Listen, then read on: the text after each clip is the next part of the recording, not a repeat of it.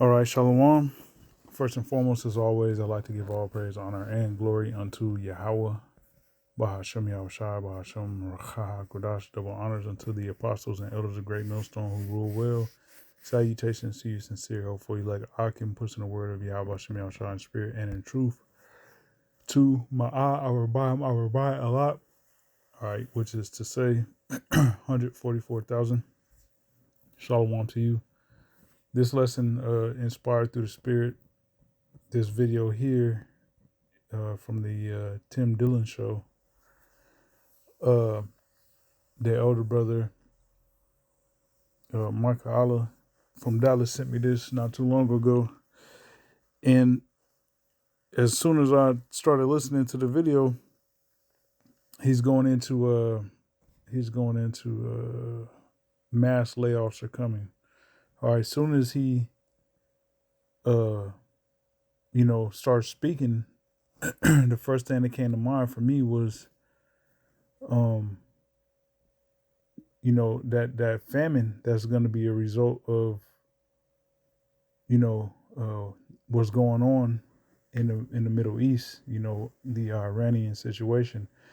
That along with, because that situation is disrupting oil supplies and fertilizer and other things. And so that along with people getting laid off, everything is going to be affected. There's not going to be food being distributed, to these grocery stores like it once was. Prices are going to continue to go through the roof. And also, people aren't going to have jobs. So without jobs, people are not going to be able to support themselves, in a basic necessity is food and water. All right. So all that's going to be affected. But let me just play just a little bit of this, and other companies are taking note. So what's basically happening is the C-suites or the executives, and they're basically saying we have to right size, meaning Snap is laying off 16% of its staff, Block lopped off 40% of its workforce. Oracle is shedding thousands of employees after Amazon cut about 30,000 in a matter of months. I think Oracle did that with one email. It was basically to 20 or 30,000 people. They were like, everybody get out. Welcome to the era of the mega layoff. So this is the era of the mega layoff. You used to get laid off in a personal way. That's how bad things are. You used to get laid off in a personal way. Somebody would bring you into the thing. All right, so there you have it. All right, there's more, to this video, which I'm not all the way through watching it, but the era of the mega layoff is coming, or is here actually. So that led me to, through the spirit, thinking about the situation with Egypt. All right. Now, the spirit's been on me to focus on this famine that's coming. All right. And brothers are preparing their spirits for this famine, which we know that the Lord is going to take care and provide for us, provide provisions for us. At the same time, it's good to fast.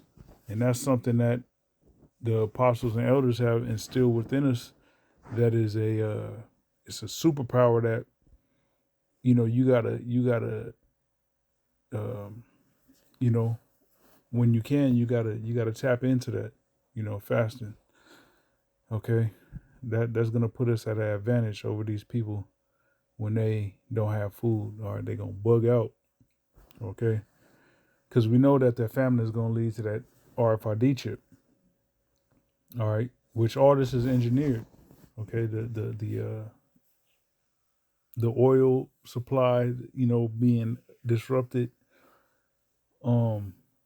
Just materials being shipped from country to country. That whole infrastructure is being dismantled, and that's on purpose. Okay, which that's going to lead to famine, as I've said a couple times already. And you know, it's all the dominoes falling in place, which that last domino being that RFID chip. Okay, so these things have to happen in order for Esau to roll that RFID chip out. Um, you know, and the icing on the cake, as I like to say, being the thermonuclear missiles. All right, so grabbing this here in Genesis 41, and I'm gonna read this in the NLT. So it says, starting at verse 53, it says, "At last, the 7 years of uh, bumper crops throughout the land of Egypt came to an end." All right, and as you see here in the KJV, and the 7 years of plenteousness that was in the land of Egypt were at an end, because Pharaoh had that dream, and the breakdown of it was going to be 7 years of plenteousness and then 7 years of famine, and that dream was broken down to him by Joseph. Verse 54 in the NLT, it says, "The 7 years of famine began just as Joseph had predicted. The famine also struck all the surrounding countries, but throughout Egypt there was plenty of food. Eventually, however, the famine spread throughout the land of Egypt as well. And when the people cried out to Pharaoh for food, he told them, 'Go to Joseph and do whatever he tells you.'" All right. So that's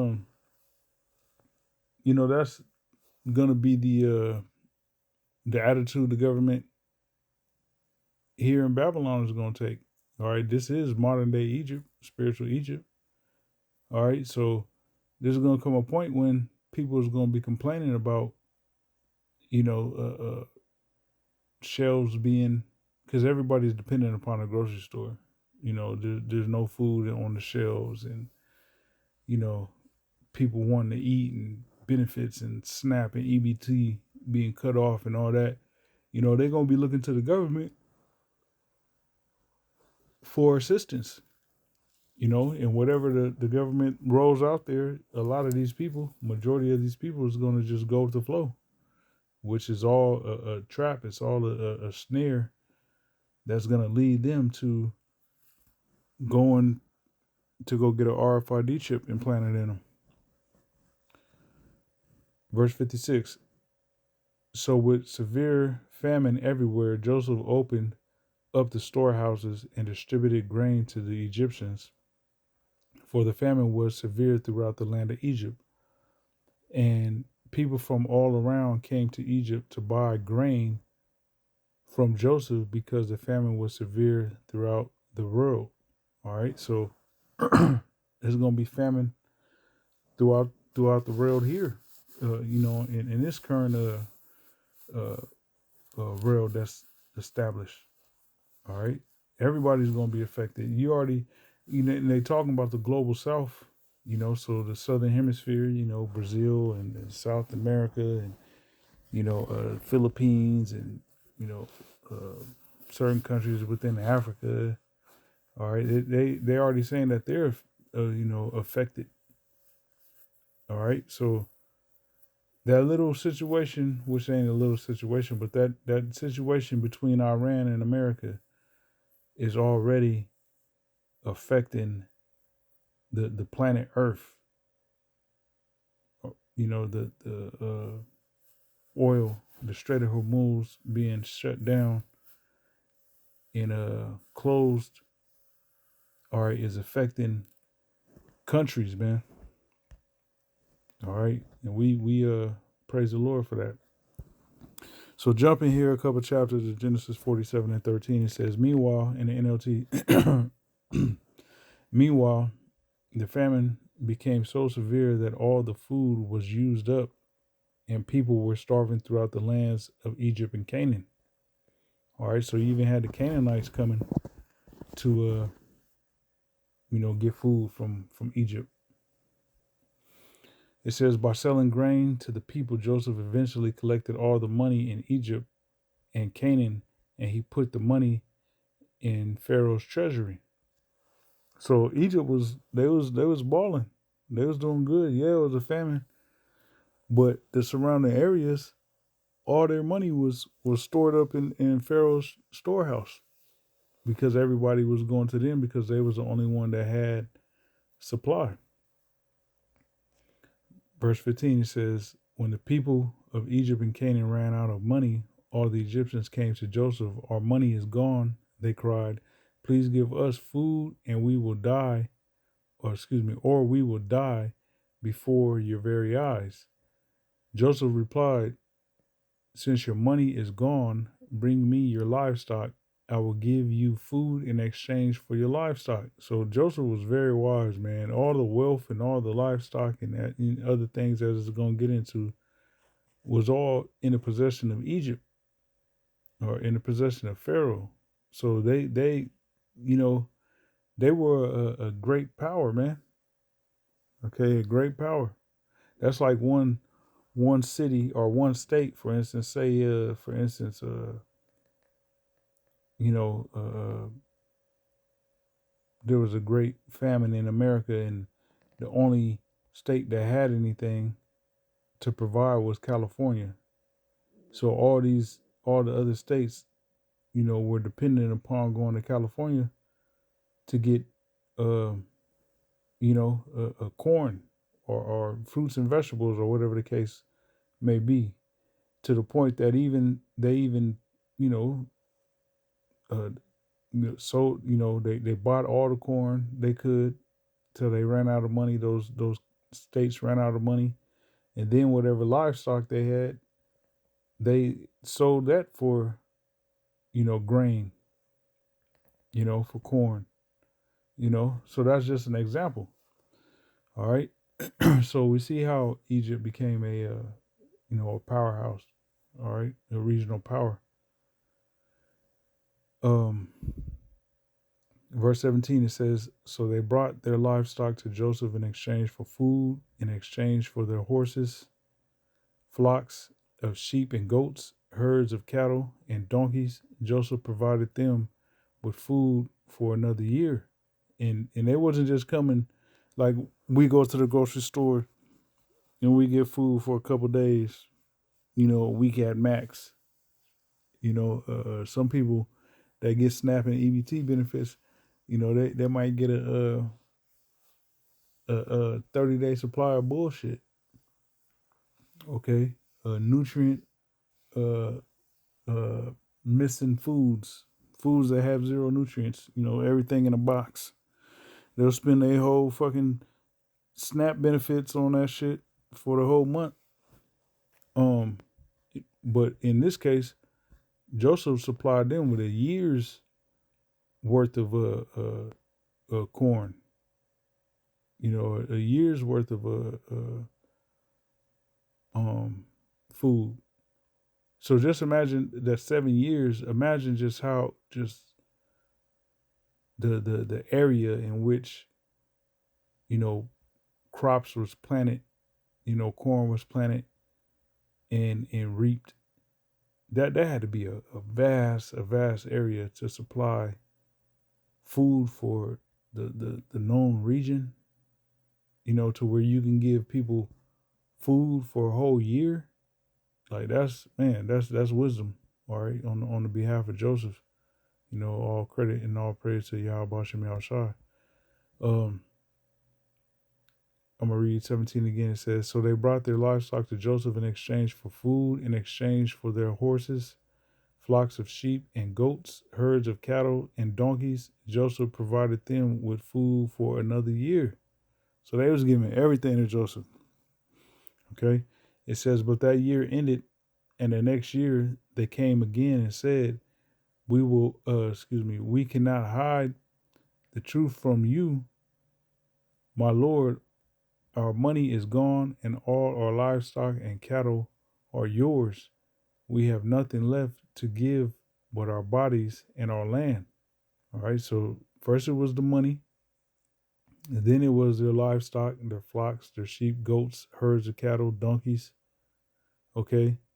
Now they're saying that we'll give you uh our bodies and our land. So, we'll sell our property or our land will sell that to you, even their bodies, which equals time. All right, meaning, well, it's gonna get into it. He was gonna make them slaves. All right, so when you a slave, just like now, we still are not in our captivity. We are in a captivity unto this day, and in order for us to, you know, eat and have a roof over our head and whatnot, as a curses list in Deuteronomy 28, that we should go to the enemy for the one of all things, and us going to the enemy for the one of all things, a large part of that is getting up and going to work. So we're using our bodies and our time in exchange for a a digital currency that gets distributed into your bank account, weekly, bi-weekly, once a month, all right, whatever the case may be. So in an old school fashion, that's what was going on here in Egypt. All right, so verse 19, it says, "Why should we die before your very eyes? Buy us and our land in exchange for food. We offer our land and ourselves as slaves for Pharaoh. Just give us grain so we may live and not die, and so the land does not become empty and desolate." So they willingly uh, sold themselves as slaves for food, man. And that's what's going to happen to a lot of these people here in Babylon the Great. All right, the world actually, because the whole world is going to be tried with that hour of temptation. The hour of temptation, which includes that RFID chip. All right. Verse 20, it says, "So Joseph bought all the land of Egypt for Pharaoh. All the Egyptians sold him their fields because the famine was so severe, and soon all the land belonged to Pharaoh. As for the people," and you got a whole bunch of land. Look at Kill Gates, all right, buying up a lot of farmland. Even the land these people think they own, they don't even own. All right, you buy property, you really don't even own that land. Okay. As for the people, he made them all slaves from one end of Egypt to the other. And that's what these people are here in America. They ain't nothing but slaves, man. Everybody's a slave here in Babylon. But majority of these people don't even know it. The only land he did not buy was the land belonging to the priests.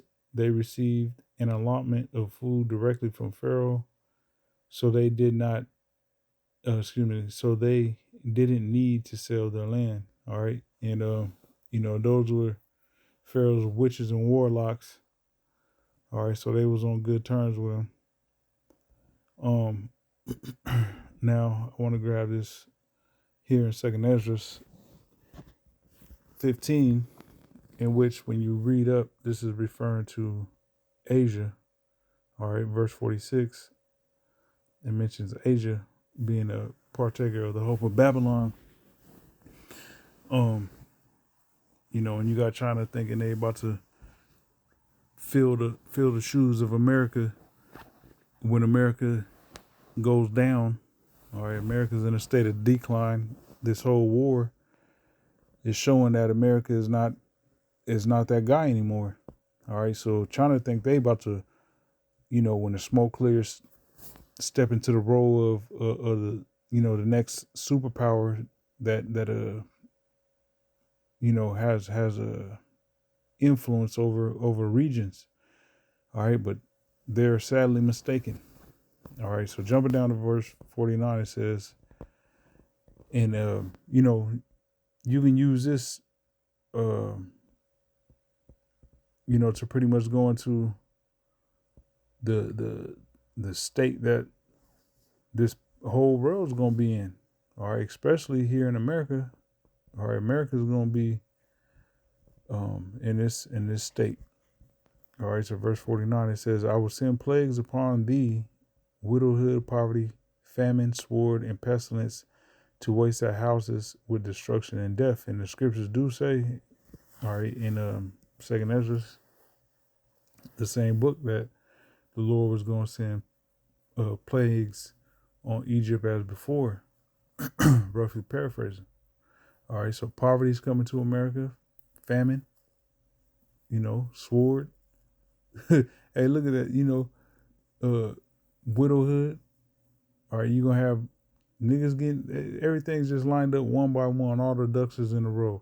Widowhood is going to be a result of niggas getting drafted. All right, going overseas to go die.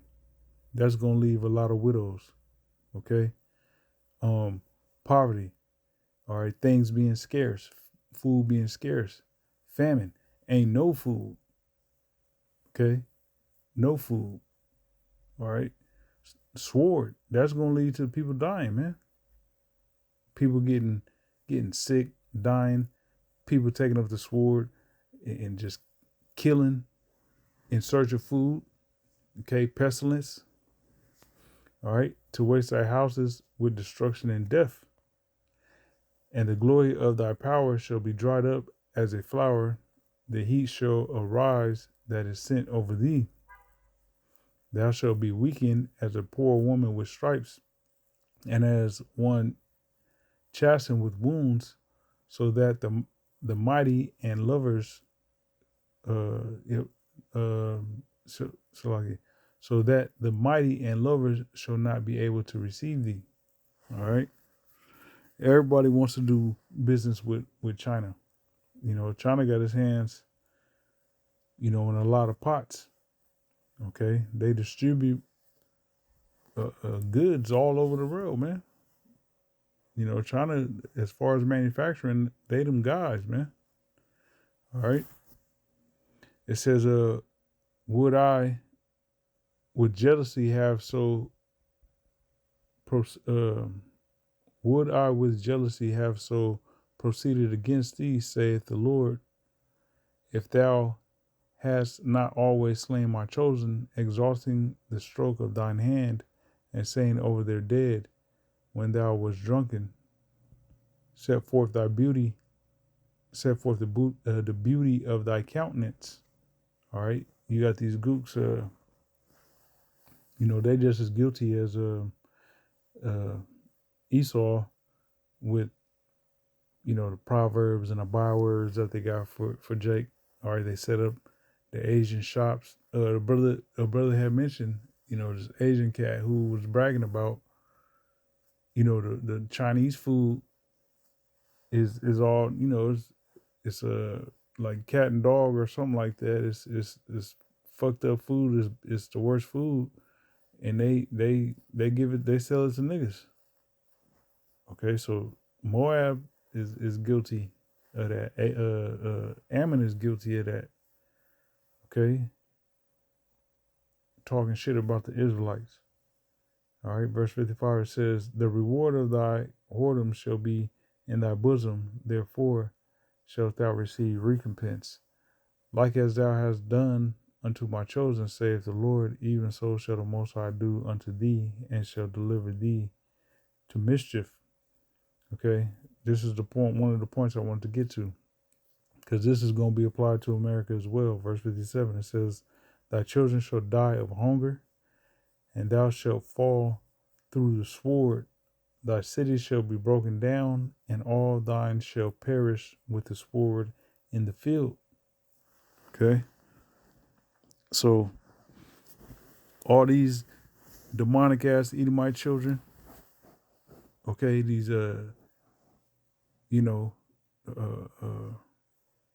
just demons, all right? They gonna die. A lot, man. A lot of these Edomite children be all overweight, ain't skipped a meal a day in their life. All right, a lot of these children gonna die in the sight of their parents. All right, they're gonna be looking like pale Ethiopians. Them Ethiopian kids we used to see back in the days with them bloated bellies, starving to death. Imagine seeing an Edomite like that. That's a sight to see. All right, little Edomite child like that, flies hovering over him and shit. Verse 58 it says, "They that be in the mountains shall die of hunger." And you got a lot of Edomites that think they gonna retreat to their underground bunker in some mountain, some where they got a cache of food. Okay, they bug out bunker. That's where they gonna die. All right, if you are in America when those missiles go off, when those nuclear missiles go off, you're gonna become a damn a tamale. All right, you're gonna be wrapped. You you're gonna be whatever type of protein you consider yourself to be. You gonna be that uh, uh, uh, wrapped up in some earth, a human tamale. All right, they that be in the mountains shall die of hunger and eat their own flesh. All right, but before you become that tamale, all right, if you got children and you up there and you ain't got no more provision, you gonna eat your children. All right, because the children is pretty much your flesh. They come from you. All right, so they that be in the mountains shall die of hunger and eat their own flesh and drink their own blood, for very, very hunger of bread and thirst of water. That's crazy work right there. To be so thirsty that you drink blood. Oh my goodness. You man, hunger will lead you to do some crazy shit. All right, you up there in the mountains with your family, starving to death, and then you say, "Fuck it," and you hang up. You slaughter your children like cattle. You drain their blood and you preserve it. You know what I'm saying? To drink it. Oh my God, man! Like, crazy, man. But that's what people gonna be doing. All right, and Esau is a damn beast, man. So don't put that past him. All right. Nevertheless, um, that's all gonna lead to that mark of the beast. All right, this famine that's coming, mass or mega layoffs, is gonna lead to people not having money, people going hungry, people selling everything that ain't nailed down, and then depending on the government to provide a solution. And the solution is gonna be, hey, take that mark of the beast, take that. Which they ain't gonna say that. They're gonna deceive you into taking that. All right, hey, take this microchip. You know, that's what the government gonna hit these people with, man. All right, but we as men of the Lord understand and know what the mark of the beast is. So when that gets rolled out, we gonna deny it. All right, we gonna deny it. We pray that Abaratazah, that be the same mind frame we have in that time to deny the mark of the beast. All right, so I just wanted to bring out that little bit of information. So Abaratazah, this has been an edifying lesson. Until next time, I say shalom.